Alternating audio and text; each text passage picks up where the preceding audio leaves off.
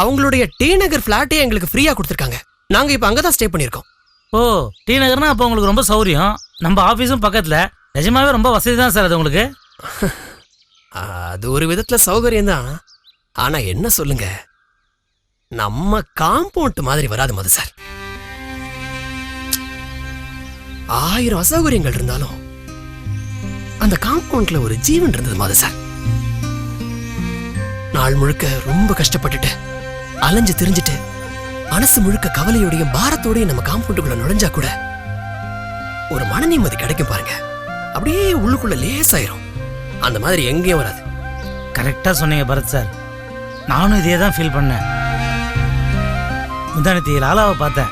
அவர் கூட இதான் சொன்னார். டேய், கனவுல அந்த வீடு வந்து என்னை இடிக்க போறாங்கடா, கடைசியா எல்லாரும் வந்து ஒரு தடவை என்னை பார்த்துட்டு போங்கடா அப்படின்னு சொல்ற மாதிரியே இருக்கு மாது. ஃப்ரீ டைம் இருந்தா வாயேன், நான் நீ போய் ஒரு தடவை அந்த வீட்டை பார்த்துட்டு வந்துடலான்னாரு. சொல்லும்போது சின்ன குழந்தை மாதிரி தேம்பி தேம்பி அழுதுட்டாரு. எனக்கு கூட கண்ணில் ஜலம் வந்துட்டு லேசா. மாது சார், நான் அங்க 1 வருஷம் தான் இருந்தேன்.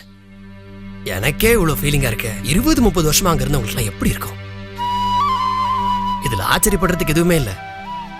அது மட்டும் இல்ல, நான் நம்ம காம்பவுண்டுக்குள்ள வரும்போது ஆட்டோ டிரைவரா வந்தேன். வெளியில வரும்போது ஒரு படம் டைரக்ட் பண்ற சான்ஸ் கிடைச்சிருச்சு. ரொம்ப ராசியான காம்பவுண்ட் சார் அது.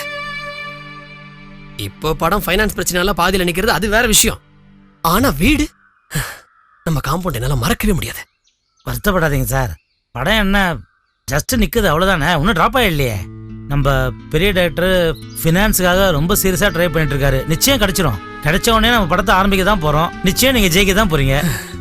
ஏதோ நீங்க சொல்றபடி நடந்துச்சுன்னா சந்தோஷம் தான். சரி, லாலா சாரை பாத்தீங்கன்னா நான் அவரை ரொம்ப விசாரிச்சுதான் சொல்லுங்க.